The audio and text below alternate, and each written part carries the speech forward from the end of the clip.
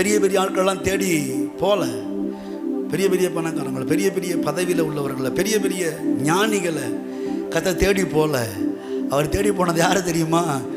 இரவெல்லாம் பிரயாசப்பட்டு ஒரு மீன் கூட அகப்படாமல் நாளைக்கு காலையிலைக்கு கஞ்சிக்கு வழி இல்லாத அந்த மனுஷனை கர்த்தர் தேடி போய் உலகத்துக்கே சோறு போடும்படி தேவனுடைய ஜீவ அப்பத்தை பகிர்ந்து கொடுக்கும்படியான ஒரு பெரிய வாக்கியத்தை கொடுப்பதற்காகவே கர்த்தர் பேதுருவை தெரிந்து கொண்டார். பேதுரு பெரிய ஆளா? இல்லை, சாதாரணமான ஆள். நாணல், அப்படியே அசைறவே. இந்த பக்கம் பேசுனா அங்கிட்டு சாஞ்சிடுவார், இங்கிட்டு பேசுனா இங்கிட்டு சாஞ்சிடுவார். திடீர்னு கடல் இறங்கி நடப்பேன்னு சொல்லுவார். இறங்கி நடந்து வாப்பான்னு சொன்னோடனே திடீர்னு கடலை பார்த்தவொடனே, அலையை பார்த்தவொடனே, ஐயோ சாமி கைவிட்டியப்பா, கையை பிடிச்சிக்கப்பான்னுவார்.